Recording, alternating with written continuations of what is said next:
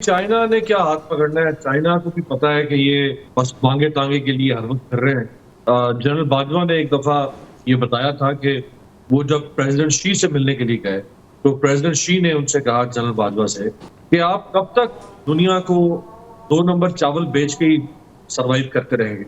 یعنی آپ کبھی اپنے پاؤں پر کھڑے بھی ہوں گے، دنیا کو کبھی آپ کوئی ہائی ٹیک چیز بنا کے بیچیں گے؟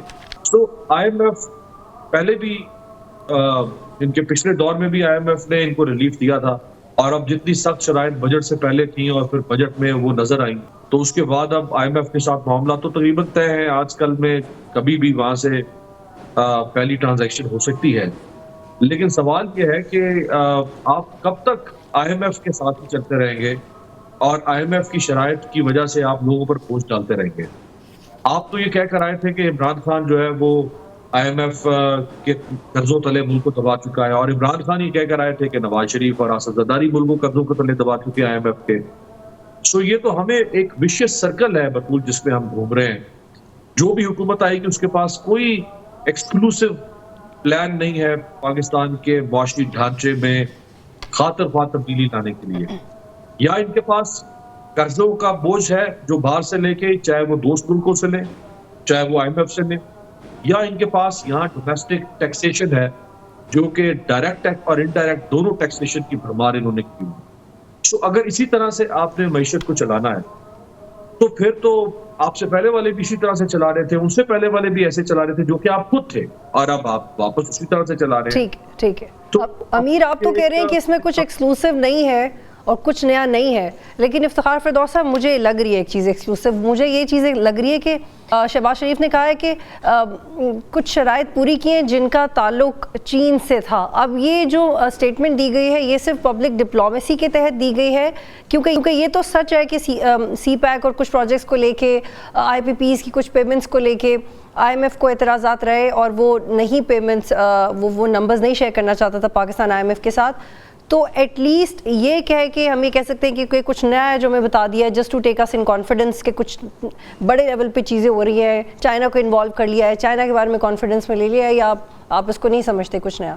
دیکھیں، جو شہباز شریف صاحب بات کر رہے ہیں، جو آئی ایم ایف کا ایک بیسک مطالبہ تھا اور جو ان کا شک و شبہ بھی تھا کہ آپ ایک قرضہ لے کر دوسرے قرضے کو جو ہے وہ نمٹا دیں، آئی ایم ایف کی شرائط کے مطابق جو آئی پی پیز کا اور سی پیک کا رول اوور جو ڈیٹ تھا، جو ایک مسئلہ بنا ہوا تھا، غالباً اس میں ابھی تک تو کوئی آفیشیل کنفرمیشن نہیں ہے، لیکن پی ایم صاحب کی باتوں کی طرف سے یہ اشارہ ملتا ہے کہ شاید اس میں چائنا نے جو ہے وہ ریلیف دیا ہو اور آئی ایم ایف کے پیسوں سے وہ قرضہ نہ چکانا پڑے۔ لیکن اس کے علاوہ بطول جو آئی ایم ایف کی شرائط ہیں اور جو انٹرنل ٹیکسیشن کا بوجھ ہے، ایک تو ہم بجٹ کی بات کر رہے ہیں اور اوپر سے اب دوبارہ ایک منی بجٹ کی جو ہے وہ بات چل رہی ہے جو آلموسٹ اب کنفرم ہے، جس میں ایڈیشنل ٹیکسز لگائے جائیں گے۔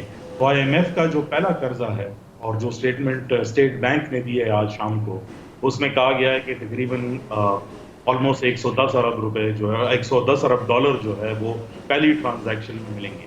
تو اس کو اسٹینڈرڈائز لینگویج میں جو ہے وہ ڈسبرسمنٹ لنک انڈیکیٹرز کہتے ہیں۔ جب آپ کچھ شرائط جو ہے وہ پورے کریں گے اس کے بعد وہ آپ کو باقی قرضہ دیں گے، تو پورے 7 ارب ڈالر جو ہے وہ یکمشت جو ہے وہ کبھی بھی نہیں ملیں گے، بلکہ یہ 3 سال کا پروگرام ہے۔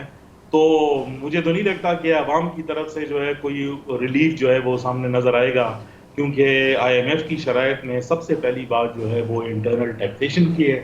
تو جب آپ کے ایکسٹرنل جو ہے وہ ایکسپورٹس جو ہے وہ نہیں گرو کر رہے اور جس کی کوئی انڈیکیٹرز ابھی تک جو ہے اس طرح سامنے نہیں آئے کہ کوئی فارن انویسٹمنٹ آئے، تو اس کے ذریعے تو یہ پرابلم رہے گی۔ لیکن جو اس میں ایک خوش آئند بات ہے، اب میں اس کو خوش آئند بولوں کہ برڈنسم بات بولوں، لیکن جو باقی ممالک جو یو اے ای اور سعودی عربیہ اور باقی جو انٹرنیشنل انویسٹمنٹ ہے وہ بھی آئی ایم ایف کے شرائط سے جو ہے وہ جڑی ہوئی ہے۔ تو اگر آئی ایم ایف آپ کو پیسے دیتا ہے تو آپ کے لیے باقی راستے جو ہے وہ کھل جاتے ہیں۔ اب آپ کو اس کی انٹرپریٹیشن خود دیکھ لیں کہ آپ مزید قرض بھی پھنسیں گے، لیکن انٹرم ریلیف گورنمنٹ کو جو ہے وہ ملے گا، اور وہ اس کو اس طرح بنا کر پیش کر کے کہ غالباً یہ ہماری وجہ سے یہ پیسے دیے گئے اور ہم اس انویسٹمنٹ کو لے کر آئے. ٹھیک. اور محمد عادل صاحب یہ دو وجوہات ہیں، کیونکہ جب ہم ان سے پوچھتے ہیں کہ یہ سب ڈیلے کا شکار کیوں ہیں تو وہ یہ کہتے ہیں کہ ہرگز ڈیلے کا شکار نہیں ہونا چاہیے اگر ہم ڈپلومیٹکلی ان معاملات کو بہتر طریقے سے ڈیل کریں. جو ہمارے فائنانس منسٹر جب نئے آئے تھے تو ان کا جو اسٹرینتھ تھا وہ یہ کہا جاتا تھا کہ از ویری ویل کنیکٹڈ، اور مفتاح صاحب اور اسحاق ڈار سے زیادہ اسپیڈیلی وہ کنونس کر سکیں گے IMF حکام کو.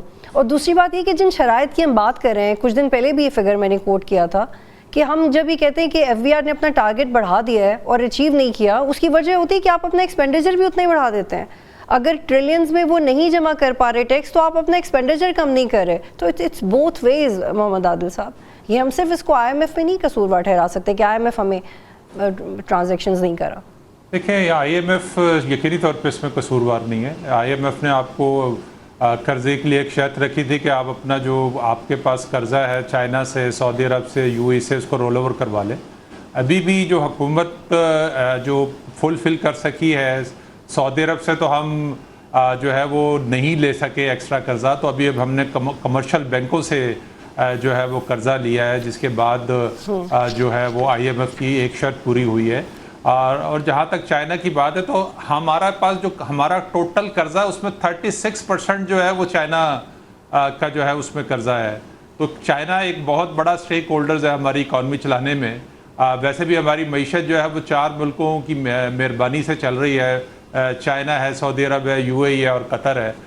ہمارا سب سے بڑا پرابلم وہ یہ ہے کہ ایک تو ہمارے اندر پولیٹیکل ول نہیں ہے. ہم نے تاجروں پر ایک کوشش کی کہ ان کو ٹیکس نیٹ میں لے آئیں، لیکن انہوں نے ایک ہڑتال کی اور ہم پیچھے ہٹ گئے. ابھی بھی نان فائلرز کے حوالے سے حکومت جو پلان کر رہی ہے، لیکن وہ پولیٹیکل پریشر برداشت ہی نہیں کر پاتا، جس کی وجہ سے جو ہے وہ معاملات بیچ میں رہ جاتے ہیں اور وہ انہی جو ہے ٹیکس پیئرز کے اوپر مزید بوجھ ڈال دیا جاتا ہے جو آلریڈی ٹیکس دے رہے ہیں، جس میں سب سے بڑا جو ہے وہ سیلری پرسن طبقہ ہے. مسائل کا حل صرف اسی صورت میں ہو سکتا ہے. ایک تو یہاں پہ پولیٹیکل جو انسٹیبل صورتحال ہے وہ ختم ہونی چاہیے، حکومتوں کا تسلسل ہونا چاہیے، پالیسیوں کے تسلسل ہونا چاہیے. اس کے بغیر تو ہم یہ تصور ہی نہیں کر سکتے کہ جو ہماری یہ معیشت ہے وہ کبھی بھی بہتر ہو سکتی ہے. نواز شریف گورنمنٹ تھی 2018 سے 2013 میں آئی تھی، تو انہوں نے الیکشن کے قریب آ کے کہا کہ ہم نے اکانومی ٹھیک کر دی ہے، لیکن جیسے عمران خان کی گورنمنٹ آئی انہوں نے پھر IMF کی طرف رجوع کیا. اسی طرح عمران خان کی گورنمنٹ گئی تو موجودہ حکومت آئی، انہوں نے پھر IMF کی طرف. حکومتیں دعوے ضرور کرتی ہیں کہ انہوں نے معیشت کی بہتری کر دی ہے، لیکن حکومتیں جاتی ہیں، دوسری حکومت آتی ہے تو پھر وہی مسائل. لیکن محمد عادل صاحب، شہباز شریف اور فائنانس منسٹر یہی تو کہتے ہیں. جی امیر عباس صاحب، میں آپ کو بھی انوالو کرنا چاہ رہی ہوں محمد عادل صاحب، لیکن شہباز شریف اور فائنانس منسٹر یہی تو کہتے ہیں کہ پالیسی کا تسلسل ہی تو بن گیا ہے جس کی وجہ سے تھوڑا سا مشکل ٹائم آ گئے، but now we are on the right track. اور ابھی یہ ریسٹرکچرنگ کی طرف معاملات جا رہے ہیں. یہ پالیسی میکنگ ہی ہے جو ہم جس میں ہم پڑ گئے ہیں، اور اب دیر از نو لوکنگ بیک. امیر عباس صاحب.